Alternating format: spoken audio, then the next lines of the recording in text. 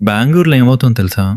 Gas cylinder దొరకకపోవడంతో చాలా హోటళ్లు మూసివేయాల్సిన పరిస్థితొచ్చింది. ముఖ్యంగా హోటళ్లలో ఉపయోగించే 19 కిలోల కమర్షియల్ గ్యాస్ సిలిండర్ల సరఫరా తగ్గిపోయింది. ఈ కమర్షియల్ సిలిండర్ల ధర కూడా ఇప్పుడు దాదాపు రూ. 1,800 దాటింది. ధర పెరగడం మాత్రమే కాదు, సరఫరా కూడా ఆలస్యమవుతోంది. దాంతో చిన్న హోటళ్లు, టిఫిన్ సెంటర్లు, ఫుడ్ స్టాల్లు పెద్ద సమస్యను ఎదుర్కొంటున్నాయి. ఇది హోటళ్లకే పరిమితం కాలేదు. బెంగళూరులో చాలా మంది స్టూడెంట్లు మరియు ఉద్యోగులు ఉండే పీజీల్లో కూడా ప్రభావం కనిపిస్తోంది. కొన్ని పీజీల్లో నో ఫుడ్ టుడే లేదా ఫుడ్ నాట్ అవైలబుల్ అనే బోర్డులు కూడా పెట్టాల్సిన పరిస్థితి వచ్చింది. ఇదిలా ఉండగా ఇంట్లో ఉపయోగించే డొమెస్టిక్ గ్యాస్ సిలిండర్ల ధర కూడా ఇటీవల పెరిగింది.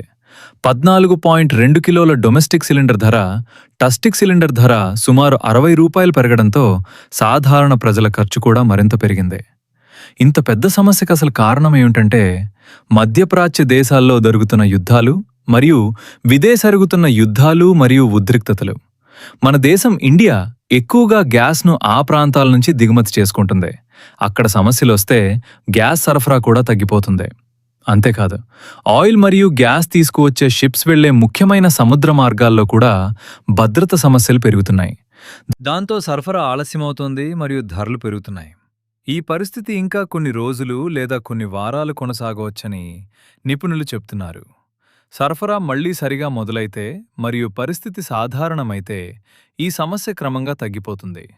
అందుకే ఇప్పుడున్న గ్యాస్ కొరత ఒక స్థానిక సమస్యలా కనిపించినా నిజానికి ఇది ప్రపంచంలో జరుగుతున్న సంఘటనల ప్రభావం. ఇంకా ఇలాంటి అద్భుతమైన ఫ్యాక్ట్స్ కోసం ఇప్పుడే సబ్స్క్రైబ్ చేసి మన కుటుంబంలో భాగమవ్వండి. మరిన్ని ఆసక్తికరమైన వీడియోల్లో కలుద్దాం.